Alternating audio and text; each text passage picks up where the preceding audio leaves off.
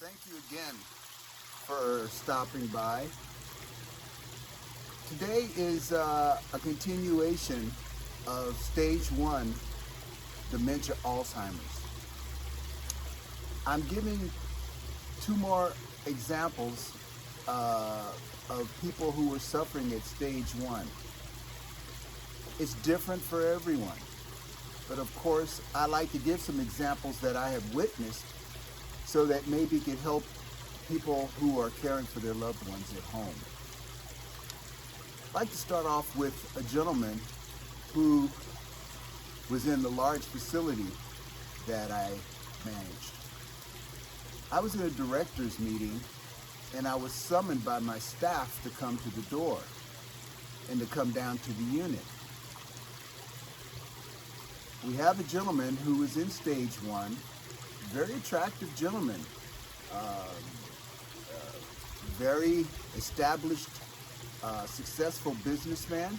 He owned 7 car dealerships, as well as he sang opera and performed in several plays for opera. But at any rate, this gentleman was a woman's man. Needless to say, when I was summoned out of this director's meeting, he was in the middle of having sex in his room up against his door. Staff could not get into his apartment. They could hear the continuous thumping up against the door, so him and a lady were standing up. I couldn't giggle, couldn't smile, had to be professional in front of the staff. However, I wanted to bring this to you folks' attention that even though in stage 1 and having dementia Alzheimer's does not mean that you don't have a sex drive. So when you have placement, if you take them out of their homes and they've been alone and now they're around either a man or a woman, those desires are still there. The second case that I want to talk to you about is a lady that was placed with me who was a smoker. This lady smoked, and we only allowed smoking on the patio. She would smoke on the patio, very nice lady, but her family would have to buy her 3 cartons of cigarettes every 10 days. Because with her memory loss, remember, short-term memory loss, she would forget that she was smoking a cigarette. And she'd have one burning in her hand and be asking for another one to light. It was continuous because she would forget that she was already smoking a cigarette. Health issues, that's a whole nother issue. Again, we want to keep people comfortable. They're advanced in age, so my philosophy is let people live their lives. The interesting thing about it is the family didn't think she was that bad off, and this is what I want to point out to folks. They didn't think she was that bad off, and they sent me a message that they would be picking her up for 2 weeks, and they were driving down south on vacation with her. Needless to say, I got a call in 3 days that they were headed back. She was with her son and daughter-in-law. She was sitting in the back seat and continually argued. Why was she sitting in the back seat and her husband was sitting in the front seat with another woman? In her mind, she imagined her son as her husband. When they got rooms the first 2 nights, they had episodes of her acting out because why was this woman in a room with her husband?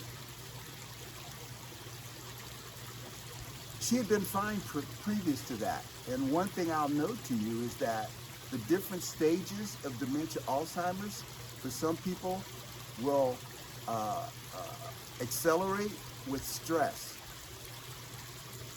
From the outside, I think that the travel, the driving, the seeing all the different locations and not her normal routine in the home caused her more stressed and caused her more anxiety and lifted her level of dementia. So these are just a couple of things that I wanted to share with folks. And I try to give a little anecdote, a little something funny or something unusual that's happened in my business. Where my business was located, very high end, very high end. How high end, you may ask? Well, I was going to assess a gentleman for hospice for my facility, and the nursing home I went to assess him, I was running a little late because this nursing home had valet parking. Yes, valet parking. So I was a little late getting to my appointment. That wasn't the most unusual thing. So when I walked in and I met the wife and family, excused myself for being late and tardy because of the valet parking issue, the wife promptly told me, she goes, "Oh, well, let me tell you an interesting story about valet parking. We were at the Ritz-Carlton at an affair. And do you know what, Ken? They brought up the wrong Rolls Royce." Oh, okay. So I just like to leave you with an unusual thought for the day. Thank you for stopping in again. This other chair is because later I'll be interviewing an EMT, and these are the people who come into our homes when we call 911. He's going to be giving us his visual background of when he's gone into homes and people have been taking care of the elderly, and safety tips on what we may do when we're taking care of our loved ones at home. So stop back in. He will be joining us later today, and I hope that this information can be passed on to your friends and relatives. Have a blessed day. Thank you again for stopping in.